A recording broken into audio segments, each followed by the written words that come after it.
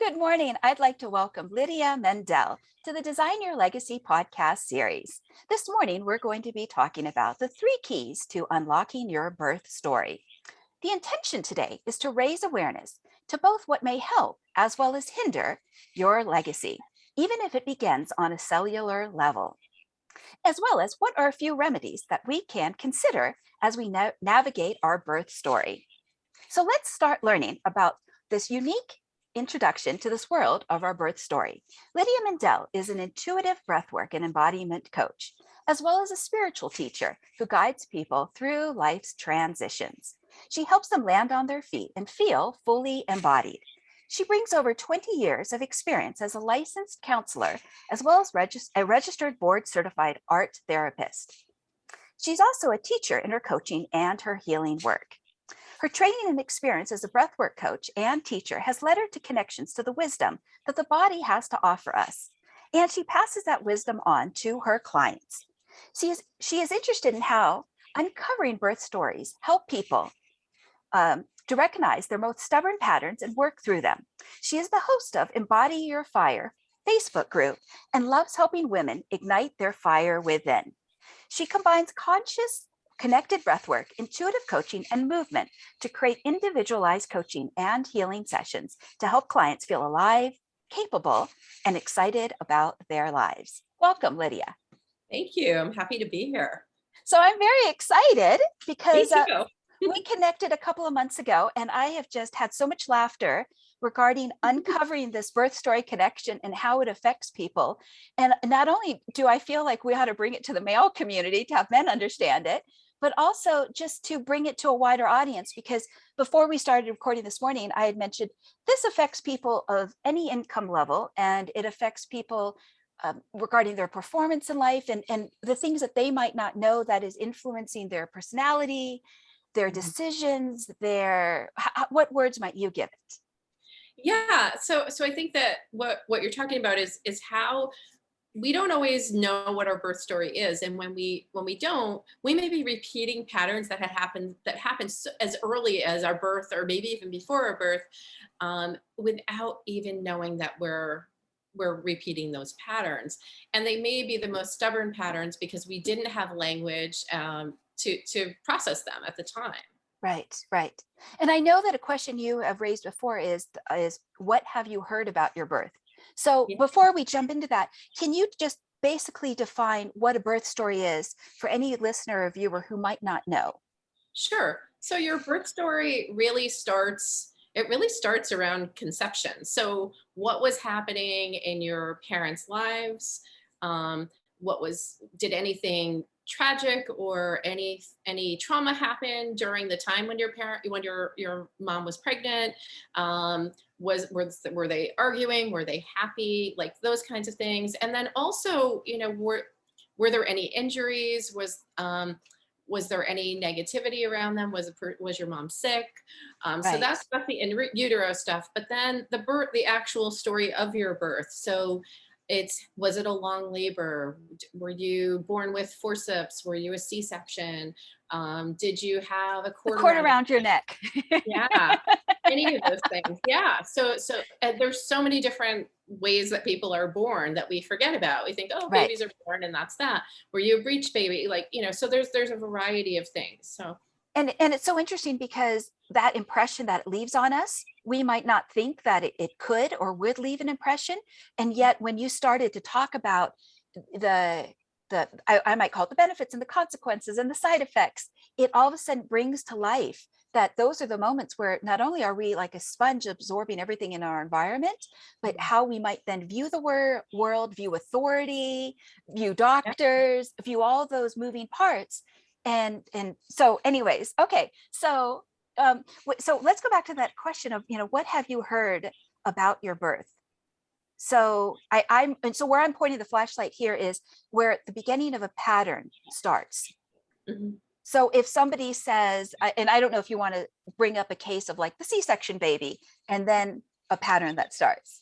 Yeah. So for instance, I've worked with people, somebody who was saying, every time I start something, I can't seem to finish it, or I feel like I can't make decisions on my own. I feel like I can't do things for myself. I'm always doing things wrong. And then when we started to uncover the birth story, the story was that that particular client was a C-section and birth. So when you, for people who are born through C-sections, some of the patterns that we've noticed are not being able to do things themselves, are Because they had maybe. to rely on someone else to arrive. Right. Yeah. Yeah, Yeah. yeah. Exactly. Often might be indirect in their communication, might feel manipulated by people, might have a hard time completing things or making decisions, might crave physical touch Mhm.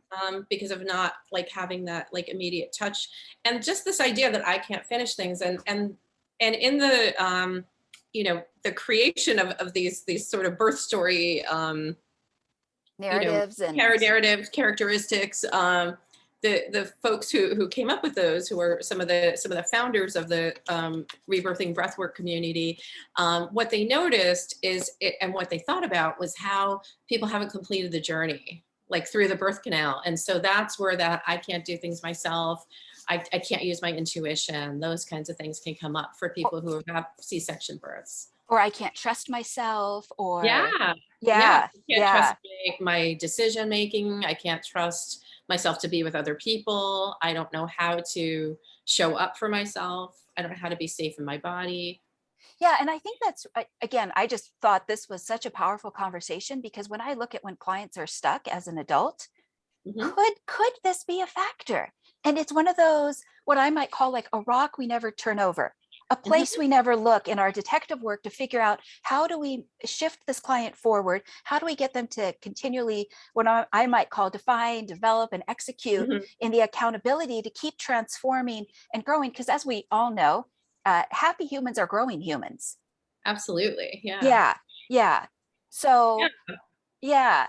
And even and I just want to circle back to a moment, even in that the part about when somebody's 9 months in utero and world events, like was Vietnam going on, the Vietnam War going on then, Right. or a Mhm. certain war, or something like the JFK murder, or something that then affects the thoughts of the mother, which then can obviously affect the thoughts of the baby. I mean, we only think that if the mother eats a certain food, ice cream, Right. ketchup, whatever, that influences or has an effect on the baby. But yeah, we rarely consider the mental thoughts, the environment, her Right. feelings. Mhm. And also, like, if the mother's nervous system is all jacked up because they're anxious about something, or there's something going on in the world, or they're afraid of something, that also gets translated into anxiety for the baby as well. So if you have a sort of you're in an anxious womb,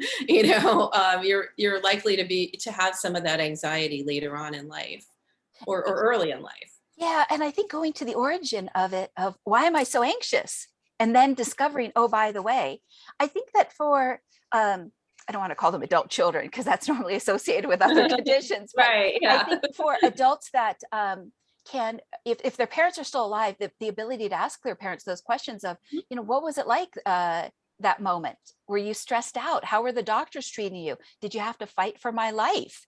Hmm. and and to find out what I would call that quality information if the parents are still alive. If they're not, then I think that this process can be a little bit more difficult, but it still raises one's awareness regarding what can influence their personality Yeah. today. Yeah. Absolutely. Yeah, it's fascinating, and I honestly, when I first started learning this, I thought, can this really be true? And then I started noticing, as I was talking to people and knowing what their birth stories were, like, wow, I really see that. My husband was a fast birth, like he was the kind of person, the story is he almost came out in the car, so he was just like, water broke, he was coming out. Right.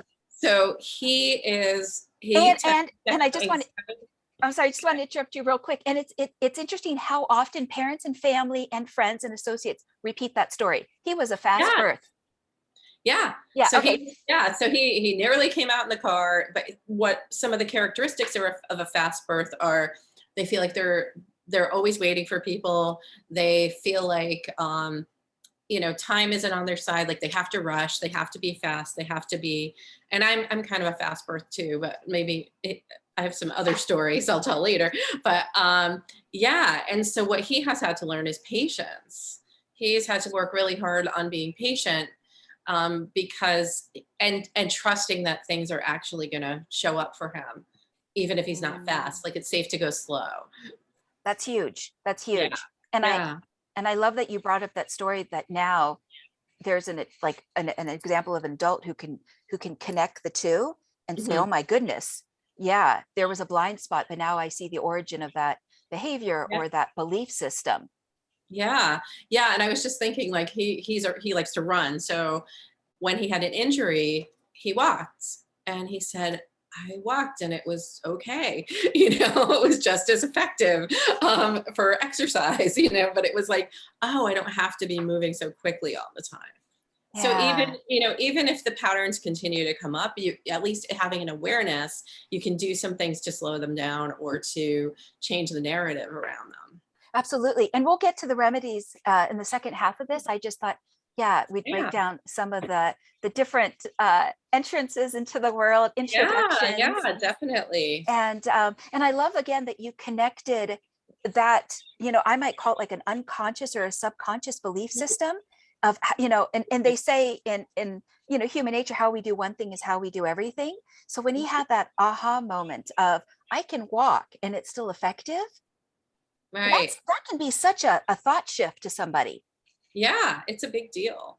It is yeah, it's an absolutely big deal, because a lot of times people think there's only one way to do something, and that there will Right. be results. And then when they learn there could be a second possibility, it's like, Like, just like mind yes, blowing. Yeah. yeah, it is. It's absolutely mind blowing, because I think people sometimes they get, I don't want to say stuck in something, but they think that it's only like this. And then it's like when you Mhm. crumble those brick walls, yeah, Right. It's yeah. amazing.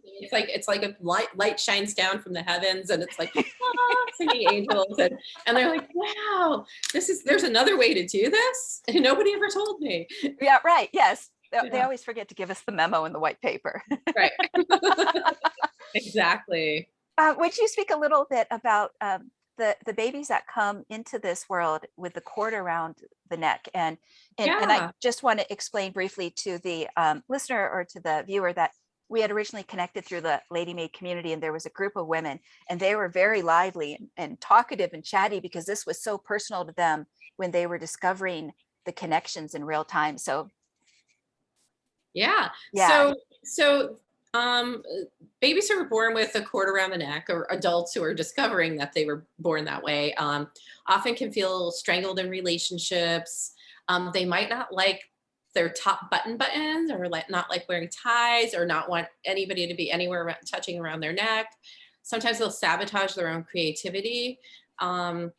Maybe even create some life threatening circumstances or situations, or put themselves in harm's way. It's like they're kind of like wired for struggle. Like, if mm, I need to struggle to survive, is really the message, that cord around the neck births, will the message, the highest message that they're receiving. And then I'd say, they might feel cut off from their emotions, or feel entangled in relationships. so I want to ask a really simple question right here. And Yeah. why do you think that is? I know it might be obvious to you or I, but why do you think that is? Well, I think it's because if your first entrance into the world is I can't breathe, or not being able to breathe, or needing somebody to disentangle you, literally, in order for you to survive. So the first breath is arduous. It's difficult, and I'm imagining, for a baby, their heart is beating fast. They're trying to breathe, and then somebody lets them, that first breath, can feel like fear. I think Yeah, it's a fear. It's a fear of coming into the world, and a fear of being alive. yeah, yeah. Yeah. There's like a life and death almost theme there. Yeah, Yeah, definitely. It's definitely, um it feels a lot like like the idea of being strangled, like using that as a metaphor. So strangled in relationships, strangled in decisions, strangled in struggle, and also this idea that Strangled if in I daily want, life. Sorry, go yeah, ahead. everything is a struggle and everything is an obstacle, because my first entrance into this world, if you're one of those babies, is, I'm stepping in, I'm trying to come into this world, and I'm not allowed because I have this beginning obstacle first, like right out of the womb. Yeah. Yeah. Talk about an unfair advantage or Yeah. Yeah. or an unfair, yeah, And it yeah. and it can repeat over and over, in people's lives. And if you meet people who are constantly struggling, even though they might have all of the benefits and all of the privileges and everything they need to be successful, but if they're continuing to sabotage themselves or to feel like threatened in most situations, then they might be somebody with a cord around the neck. Yeah. Interesting. Mhm. Yeah. Yeah, it's quite a struggle. It's like, welcome to this world. Here's your first struggle. Yeah, like Yeah. we'll meet you with struggle. How nice Yeah. is that? It's terrible. It's really sad actually, and yeah. I feel like there's and then think about if you're being born and you have this cord around your neck and you're anxious or you're having this response, you don't know what's going on anyway because you're out of the womb, and then you're still attached to the mother and your mother is also probably freaking out. Yeah. Save my baby, save my baby. Yeah, Yeah, yeah, yeah. So yeah. it's sort of this like symbiotic relationship that's being taken apart and then disentangled, and you're not necessarily put onto the mother's belly or their chest right away because they're probably checking in the baby for, to make sure they can breathe and, clearing the airways and, all that other stuff. Yeah. Yeah. So that's a tough one, definitely.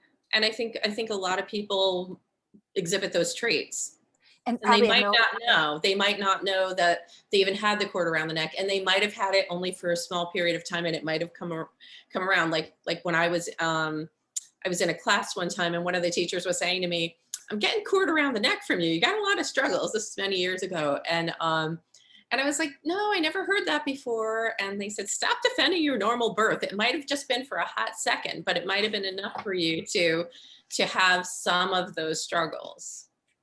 So that was interesting to me too, to think about it that way, that it's not just always this big dramatic, you're being born and you've got this cord around your neck, but it could have been around your neck and then not around your neck as you're moving around in there. yeah. And touch is also so huge for babies, so that when you mentioned before the vital 3 to 10 seconds where maybe the baby wasn't placed on the mother's chest, Mhm. in the Yeah, baby's mind, that could be like a millennial, like a millennia. Yeah, yeah. yeah, yeah, because they don't have a concept of time. Right. And they Yeah, don't have a concept of being outside the womb. So yeah. it's all that pre-verbal memory. There's actually, this is so interesting.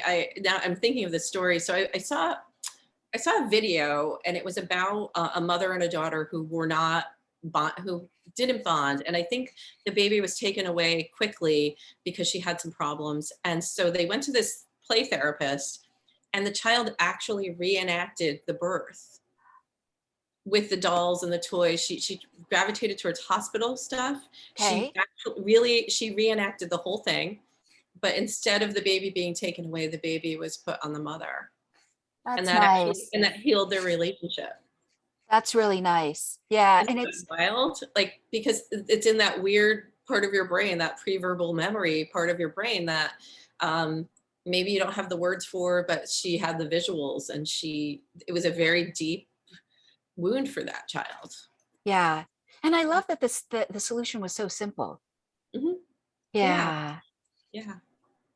Okay. So well, here's one that what about patterns in families that repeat about, not ready? The baby was not ready, or the mom was not ready. Hmm. Yeah. Yeah. I mean, the not ready kind of coincides a little with we'll have similar situations to the C-section. Like Okay. people aren't ready for me. People aren't prepared for me. Um, Nobody's paying attention to me. Those kinds of feelings might come up. So if Or maybe I'm unwanted, or I'm not fully yeah, wanted. yeah. Yeah. Yeah. Or I'm not wanted, or I'm not wanted in a specific way, or I interrupted everyone's lives. like those kinds of things, like feeling like you're always interrupting people, feeling like um, not really, I guess, especially like if you're an early birth, Preemie. that can just, yeah, preemie even, it could be disruptive. They can feel like again, like, maybe they're not complete.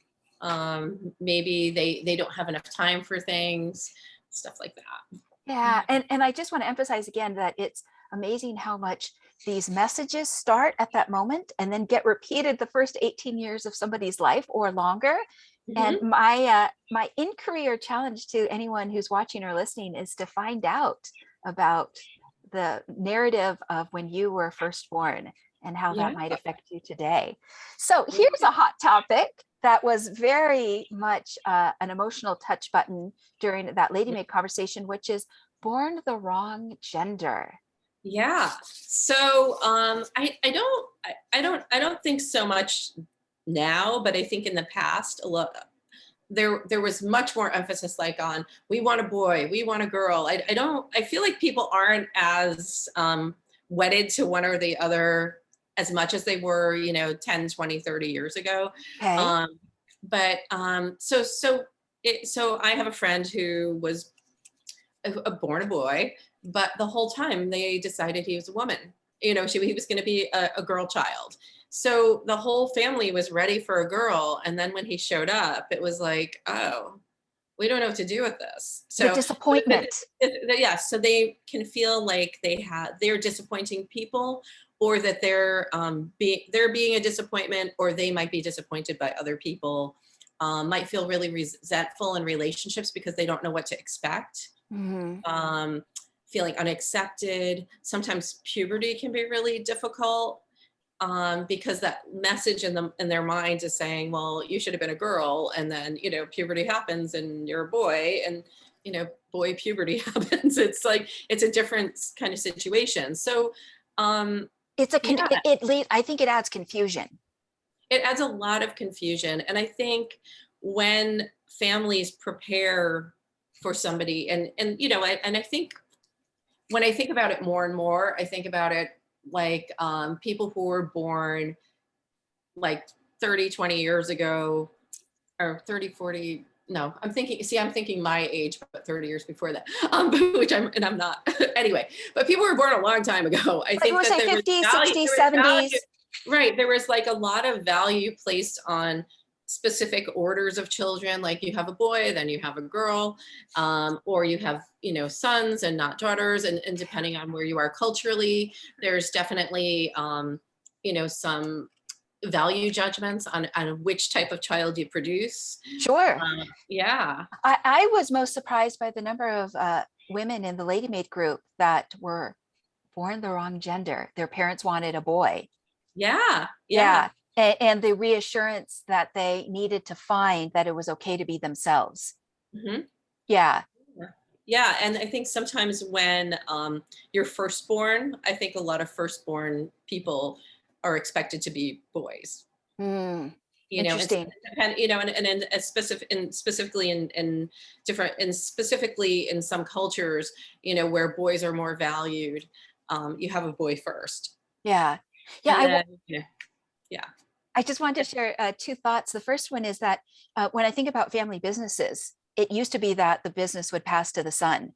Mhm. It was like Smith and Sons, over the door or Right. whatever it was. And now a lot of women are coming forward, whether it's the hospitality industry, whether it's Mhm. wines, whatever that family business is. And now it's the daughters that are stepping forward to manage. And so yes, I think this world has become in some ways more equal when it comes to talent or um, yeah, who can do the job best. But you're right. Right. I think 50s, 60s, 70s, and before that, it was, well, in a patriarchal society, it will definitely be passed to the son. So we definitely want a boy. So if a girl comes out, the messages that can be Right. around that, and then how much she can carry that with her the rest of her life. Like when I was uh, chatting with Dov Barron on this legacy series, he mentioned the number of women that used to be men. And what he meant by that is that they would just be in their masculine energy because to them that was what was acceptable. They had yet to Right. accept and or celebrate their feminine qualities as being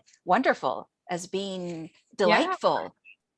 Yeah, and I think that's a huge piece of it too, is if you're expected, so say you're born a girl and you're expected to be a boy, you might only use your kind of the masculine parts of yourself until you decide that you can balance those out, masculine, feminine, whatever that looks like for you. And so, and to recognize that, like, your presence is okay as a woman, as a man. Yeah. Yeah, yeah, I think it's huge. I think it really can free a person because if they think, for instance, like how the definitions, like there's the definitions in the dictionary, but then there's how we personally define things. And for Right. instance, if femininity is defined as weak, or Hmm. femininity is defined as unwelcome, or Right. whatever words other people may have given to it, given the messages from the first day that we were born in the 18 years that followed, it's very interesting to unravel that and then ask ourselves the question, do we want to continue to believe that? Or do we want to come up with new definitions and new meanings? Right. Right. And I think, depending on how open a person is to exploring that, and how open they are to connecting to those different parts of themselves, then the like the more they're going to be able to change those and find the balance that works for them versus what they've been told, what they've been conditioned to believe about themselves and about what femininity and masculinity look like. Yeah, yeah. And I just think it's incredibly freeing because Hmm. it Yeah. can, like you had said, it can be like a breath of fresh air or a light that shines down from the heavens above. Yeah. Yeah. Cool. All right. What about the drugged at birth portions of the birth for the baby? So again, I'm just touching upon these different areas lightly, or if there was adrenaline as a part of the birth Yeah. So and the for impact. some people, yeah. So for some folks who have whose moms were given drugs to either knock them out or to decrease pain, sometimes they'll feel like they're in a fog. Sometimes they'll feel unconscious in relationships, like they don't know how to be. They might feel like support equals suffocation for them in relationships. Ah, So if okay. I'm getting supported, then I'm also being suffocated, or I'm also being like kind of fog, kind of like it's almost like they're getting damped down, like because of the drugged feeling. They may suppress their feelings or feel spacey or check out when things get too emotional. Okay. Yeah, and I've seen it. I mean, I've seen it when I've been in trainings, and I've literally seen people nod off, like as we're getting to talk about things that are highly emotional, and it's fascinating. Is it because it's too much, or they've never navigated through those waters We before? haven't navigated through those waters. Yeah. Yeah. I So wonder if when they things get heightened, it's like, they just, do you think they check just it. emotionally shut down as a safety mechanism? Yeah, yeah. Interesting. Yeah. It's a safety mechanism, and it's also a condition of having the drugs in their system. So some people will feel anesthetized Uh, when emotions come up, because right. that's the memory is I'm anesthetized. Yeah. Yeah. We live in such a connected universe. And I think a lot of the times we forget that because we think that things are so separate. Hmm. Yeah. Yeah. It also reminds me of that experiment by Dr. Emoto, the Japanese scientist, and he had the plates of water. Yeah. And Yeah. he would speak words to the water like "I love you" or "I hate you," and then the Mhm. effect on the snowflakes, the ice, the water crystals. Right. Yeah. And so of course of course there's an effect, but we don't sometimes think Hmm. of how connected the things that we say are when we repeat messages and stories over and over again. Right. Yeah. Yeah. Yeah. And that's another thing too, is like when you hear the story of your birth, some people hear the same story. Like earlier I was saying, you almost came out in the car, or I was in labor for 36 hours, or you hear so people hear these stories over and over. So like if somebody's has a long labor, they might think I hurt people. Yeah. That might be Yeah. the message, and then it gets reinforced by the telling of the story. Yeah. So Every even time. if there's that cellular memory, and then it gets activated by the story. Triggered verbally, absolutely. Yeah, yeah. So, would you share your story about authority? Yeah.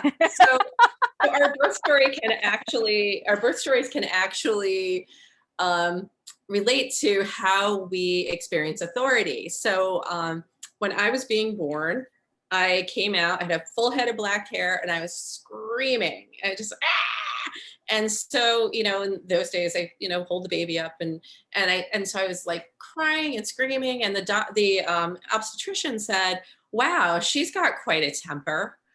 So that's a story that I heard my whole life. So what I realized is like I never trusted people who were in authority positions because I felt like they didn't know how to talk to me, they didn't know how to take care of me, and that they were stupid. Like that's really how I felt. Like so when I went to school, I'm like, these teachers don't know what they're doing, or anybody who was, taking care of me or charged with my care for the day.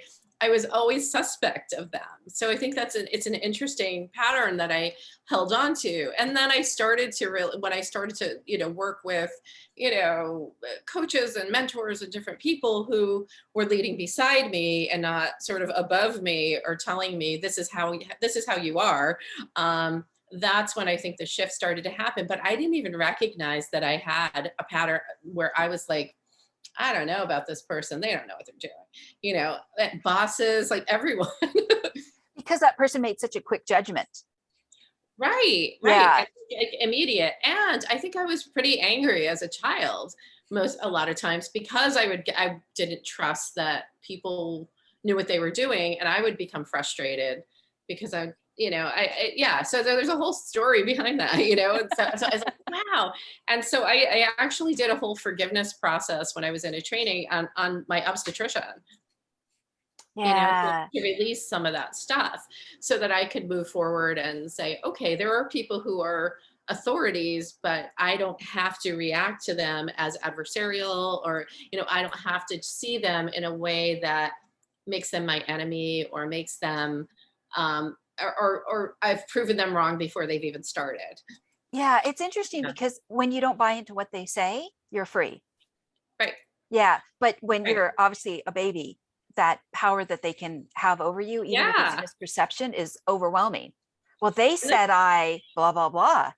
Yeah. right. And Yeah. it was, it's a pre-verbal memory. And when I was little, when I was like 3 years old, I used to say, I remember when I was born. I remember when I was born. And I could like kind of describe it. So I wonder if it's just that I created in my imagination, or I really wonder if I did remember being born. Yeah. And I love the comment you made before, it's, I don't have a Oh, temper, I'm a yeah. baby. Yeah, seriously. I'm sort of like, you're going to tell me I have a temper? I just got out of here. I'm a baby, for God's sakes. Exactly. Yeah. I mean, how can you have a temper when you don't even know where you are? I You know. don't even know what Right. emotions are yet. So I Yeah. think that was hilarious. I'm like, I'm just a baby trying to be born here. Yeah. And it's interesting because when that obstetrician Hmm. said that, then obviously your parents remembered it. The story got told and Hmm. retold. Yeah. Yeah. Yeah. And then Yeah. now, Yeah, and neither of my siblings, my other siblings came out, and they were just sort of docile, and and I was, no hair, and I was just this sort of wild, wild haired screaming child coming out. So it was very different compared to the others. yeah. Yeah. Wonderful. And I just want to also highlight the space of freedom that it created when you came to peace with this. Hmm. Like when Yeah, you unpacked it, did the inner work, and then and then you can show up differently. absolutely. And I feel like I've shown up differently as a leader because I don't feel like I'm gonna crush somebody, or actually it made me a better leader because when I'm working with people, I feel that I can see them, like I can truly see them and presence them and be with them in whatever they're experiencing without my judgment, and then ask the questions that I need to ask so that I can learn more about them, rather than being a leader who just says you're this way, boom, this is how you are. And it's funny because I was in situations like that, and I would, get, like when I was in college, I get some stupid job, to do while I was in college. And, I'd work for somebody who was just like authoritarian and this is my way or the highway kind of stuff. And I was like, why does this keep happening to me? And then, once I started to do the work, it really, I had a huge shift and a really, and change where I got to work with amazing people who I still, trust and, mentor with to this day. That's wonderful. I'm glad again that you shared that positive story that you did do the work and you're better for it today. Mm-hmm. Yeah. Yeah, Good. because it's simply from recognizing the pattern. And I think Yeah.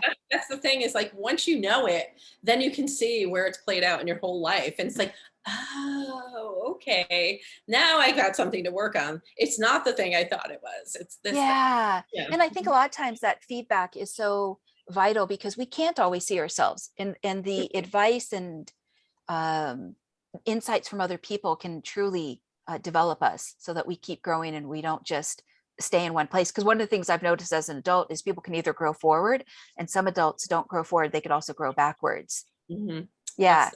Yeah. Yeah. And it's an interesting thing to see because you can tell them, but if they don't want to hear it and they're not ready to hear it. Yeah.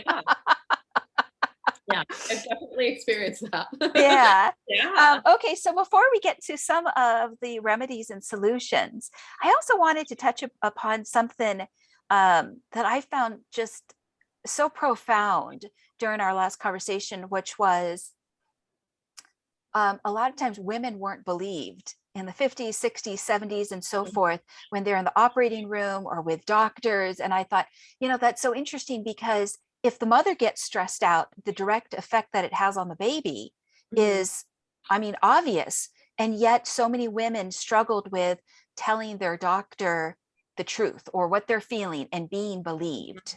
Yeah, and I think depending on what era we're talking about, people trusted that the doctor would know what to do or that the doctor would know so they didn't have to say it or they were afraid to say how they were feeling. And also just the way that, babies are born. I mean, in other places, people use gravity. I mean, that's how babies, so this, let's make it convenient for the doctor and put you at eye level of a doctor, with your legs like this, which isn't exactly the most comfortable way to push out a baby. So I think that that's part of it too, is that women suffered those like indignities of not Yeah. having options on how to give birth once it became medicalized. Because I think when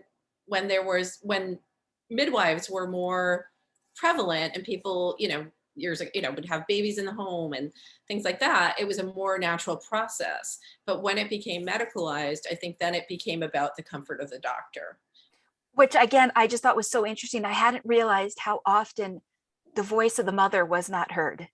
Yeah, yeah, yeah. Like It's that sort of was just these are the rules. This is how we do it, and that's totally that. didn't listen to her. Totally didn't listen to her. Yeah, Yeah. yeah. And again, the effect on the baby. So if I bring up narcissism for a moment, so Hmm. we need nurturing mamas in this Yeah. society so that narcissistic children don't get created, which means, in my view, women ought to be listened to more. Women ought to be believed more. They ought to be heard. Yeah, and I mean, you don't know what kind of kid you're gonna get, and Right, sometimes the right. birth story, the birth story definitely impacts on that.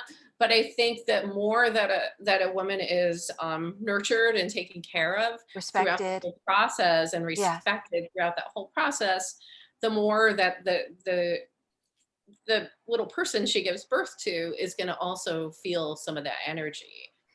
Yeah, he or she will feel safe or not. Yeah. Yeah. And safety is really what, I mean, people either feel safe or they don't. And I think when you feel safe, then you can grow. When you don't Yeah. feel safe, you're constantly protecting yourself. You're, like deflecting negativity, or expecting things to be adversarial when you don't Yeah. feel safe. Yeah. Yeah. So that's just a plug out there for any of the physicians who might hear this. And I know that things are somewhat different today, but again, Yeah. I was shocked with the pattern of the number of uh, women who were born who were expected to be male, and I was also just shocked because I'm not necessarily in the world of kind of this doing this day in and day out to know the nuances, but I Right. just thought if women could be treated better regarding this whole medical process, it definitely can have a positive ripple effect than going forward for Yeah. the I mean, that's like the start of the race of that child, like if Right. it's a Right. NASCAR race, the flag goes down. And Hmm. so if that first moment is like, the doctor's not believing her, or the doctor's staff, or they're not giving value to her life or to the baby's life, it just, yeah, Yeah, and I think that women definitely have more options now to like do natural childbirth or do natural childbirth in a hospital where so that if anything is wrong with the baby, they can get help quickly and or work with a midwife or so there are a lot of I think that there's definitely a lot of shifting and changing happening and I think it's because women have demanded it and good. have been listened to. Yeah. Yeah. Yeah, but Yeah. what an uphill battle. It shouldn't have been that way. I know. It's like this natural process and it's, it got completely medicalized, especially like I'd say like in the like 50s and 60s. And women really had no no like what's the word I'm looking for? Like presence or weren't allowed to say, I don't like what's happening, or I don't, this isn't working for me, or I don't want to be drugged. I'm in Yeah. pain, but I'll, and things like that. So it's, yeah, I think they didn't have agency in the way that women do now. Yeah, yeah. And I just want to highlight one more thing, and I won't belabor this point any Yeah, go longer. for it. Yeah. Yeah, I just think that when that woman also is treated right, not only does it affect the baby that moment, but then when she goes home with the baby and she's got to heal her body and Yeah. transition, and a lot of women can go through postpartum depression afterwards, and other conditions. And so again, I just think that when the woman can be treated better, then the baby's going to be happier, because the woman's got to be happy because she's got to be that nurturing element. Right. Right. Yeah. And I think the more, I think that there's just more information, I think that about how to do this in a way that's good for everyone. Yeah. Than maybe there was when, oh my God, now we have to do this in a hospital, like these male, and all the doctors were male, and Sure, sure. they're like, I have, oh, no more midwives. Ooh, what do I do with this? Like it's a medical condition. It was treated as a medical condition Yeah. versus a natural life process. Yeah. Yeah. Yeah. Thank you for shining a light on that. Okay. Yeah, sure. So, would you introduce any of the remedies or benefits? And if you'd like to, whatever you pick. Yeah. Yeah. Yeah. So the way that I learned about all these different birth types was through studying rebirthing breath work, also known as conscious connected breath work. And the reason we call it rebirthing is because it's about renewal, and it's also about learning about your birth story, so that you can rewrite the story. So one of the ways that we do that is through conscious connected breath work. So I would work with your birth story and any things that might be coming up for a person right now in their lives. And the way that I would do that is in a conscious connected breath work session or rebirthing breath work session, where we would do a circular breath for approximately an hour. So usually a session goes, you talk about what's going on, you get some information, an initial session, I would find out the birth story, I would find out, anything that's happening right now and try to make some connections. And then and then we would talk a little bit and then breathe for a full hour. So the person is lying down on their back and they're breathing in a circular breath, which means that there's no starting or stopping between the inhale and the exhale. So it's a fluid motion. So it's kind of looks like this. I don't know if you can really see it, but So, in through the nose, out through the nose, or in through the nope, mouth and out. all Oh, through the mouth, all through oh, the mouth. okay. So we're breathing right directly into the lungs. So we're not sort of bypassing through the nasal passages. We're going straight into the body, and breathing. It's almost like when you take your first breath, you're breathing through your mouth usually. So it's breathing in a way that calms the nervous system, and it also you may release some energy. So a lot of people have a release of energy or release of emotion while they're breathing. Some people actually experience their birth, but that's not really our goal. We're not trying to make you remember your birth. We're not trying to make you feel any specific way. It's really about whatever comes up for you, because your body isn't going to let you experience anything that you're not ready for. Yeah. And it's fascinating because if our bodies are made out of what 90% water, I don't remember the exact Yeah. statistic, then Yeah. of course it holds memory, just like those Emoto Yeah. snowflakes, Dr. Emoto. Yeah. So Yeah. so as you breathe, it's like you can let go of certain memories or you can let Mhm. go of certain emotions that might be clogging the system from Yeah. higher Yeah. vibrations and flow. Right. So people may feel certain like some people, I've had people where their feet just feel cold. So I have them like move the breath, like imagine the breath going all the way down to your feet and really breathing life into the entire body. Mhm. So it's really about experiencing your aliveness and being who you are in this moment, and that you're safe, and to do it in a safe container Yeah. where you can experience the emotions, talk about what's coming up from you, and then breathe through it so that you actually complete some of those emotions. Because so many times we hold things in when we start to feel things rather than crying or laughing. I mean, I've had people laughing hysterically, and you can heal just as well from laughing or crying or screaming, you know. Yeah. So I think sometimes people have this idea that if they don't cry or they don't emote enough, that they're not doing it right and they're not releasing. But sometimes it's really funny, you know, and something really disturbing can be really, laughter could be a way to release that. So, and sometimes you know, you're always releasing. You might not know what you're releasing, but with every breath you're releasing something a little bit more.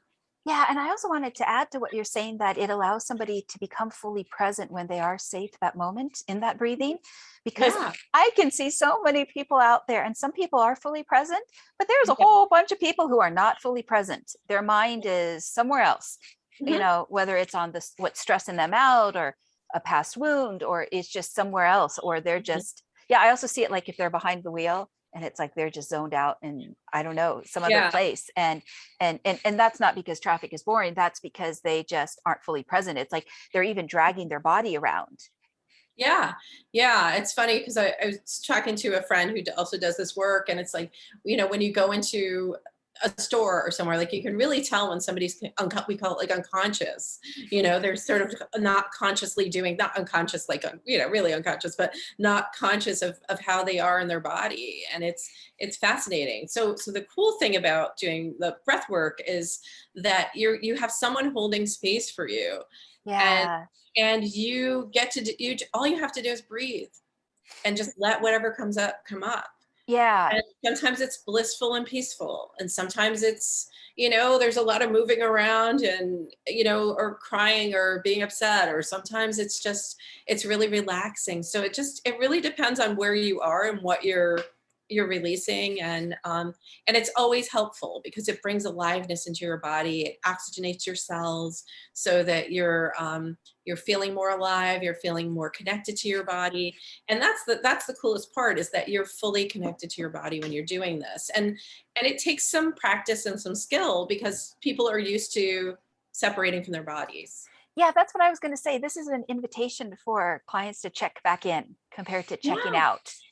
absolutely. And the cool, I always say, like I used to have this period of my life where I was like this like little floating head, and I just float around, and then I had this body that just carried me, my head places, and you know, whatever.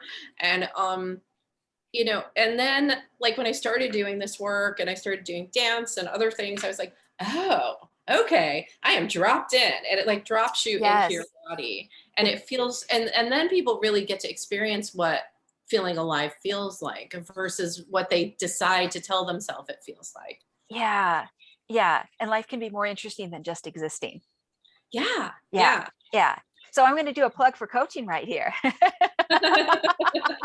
This Yeah, coaching and psychology type mindset work that coach, one of the benefits of coaching is when a mhm, coach holds that space, yeah, and then the magic happens within that bubble. And not only does that magic happen within the bubble, but also in between sessions.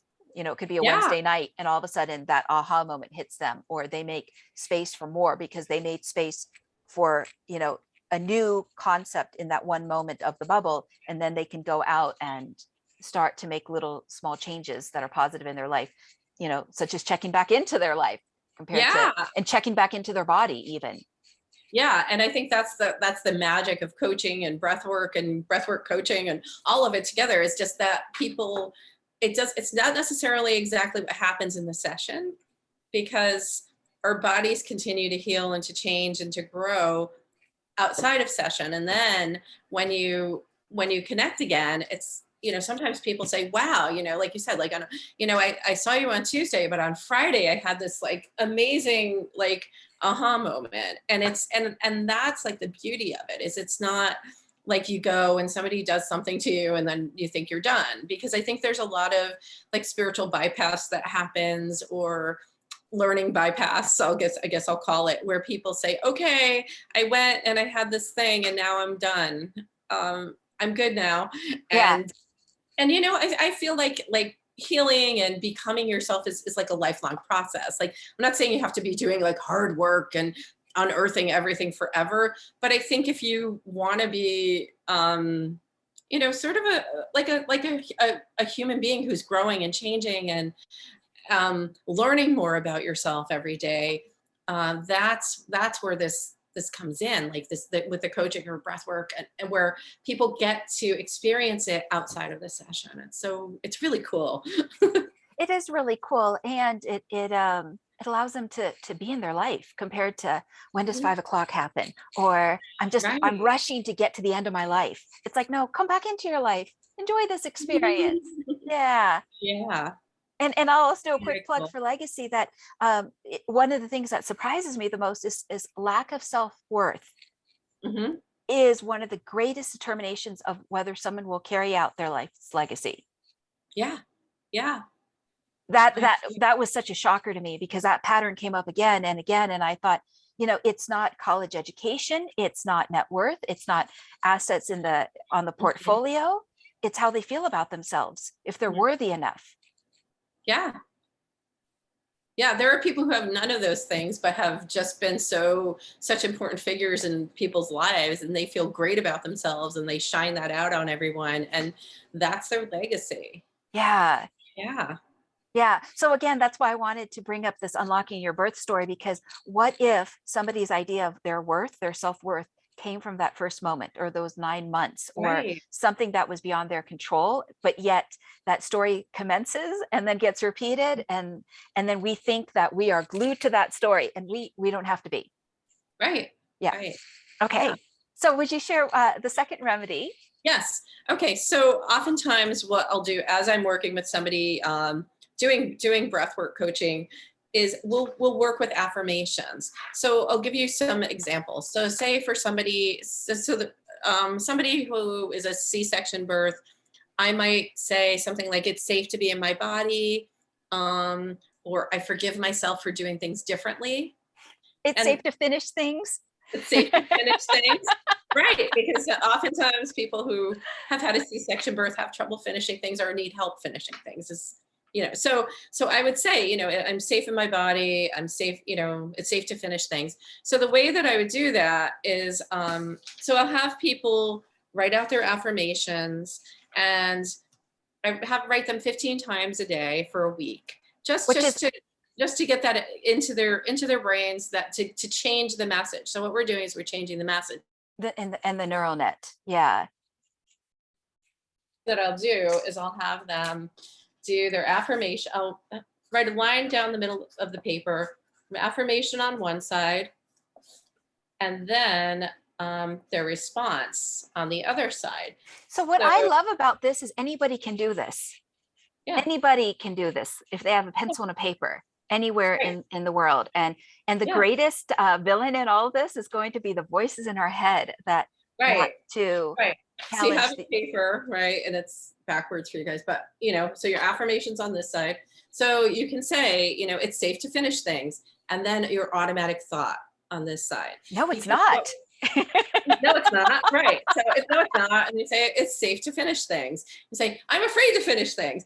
So what that does is it gives you recognition of what those thoughts that maybe you don't even realize you have about that particular topic. So if you notice that you're not finishing things a lot, but this really brings to light the messages, the subconscious or unconscious messages that you're telling yourself, because we get these, we think the same, so many thoughts all day long, and most of them are the same thoughts over and Yeah. over and over.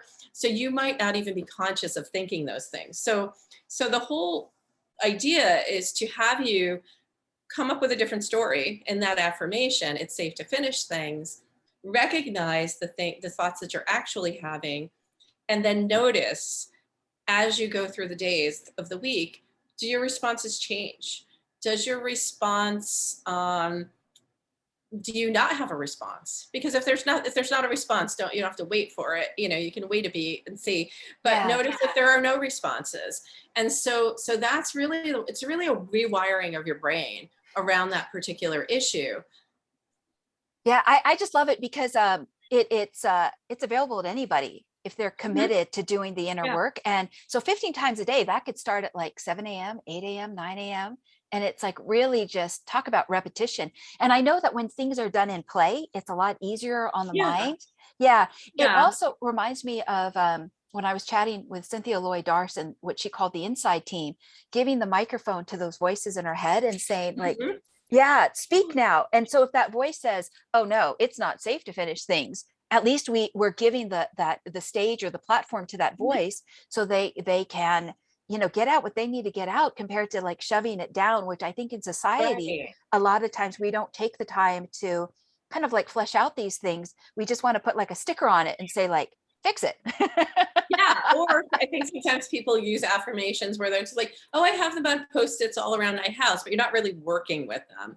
Yeah. So when you sit down to write this 15 times, I would do it in one go. So you write it and then you get a response, write it, get a response, and do it, and each day when you do that, it's doing the work around it versus just like trying to believe something that you're not quite ready to believe. You don't Mhm. have to believe it. And affirmations are written in the affirmative and they're written in the present time Yeah. so that you can start to believe in the present time that works. Yeah. Yeah. Yeah. It's very cool. I think it's very cool. Yeah. It is very Um, cool. and the Yeah. final question, what would you like your legacy to be, and or what top three values do you get to honor? So for me, I would say I would like my legacy to be a legacy of freedom, teaching people how to be free in their bodies and their lives and their minds and spirits. And I'd say my top values are freedom, fun, and oh god, this and let's see, freedom, fun, and connection. Wonderful. That's beautiful. Yeah. Thank you. And Yeah. I definitely believe that when somebody understands this connection with our birth story and where they are at Mhm. today regarding their choices and behaviors and perspectives, that definitely helps their legacy. What words might you give it as we come to a close?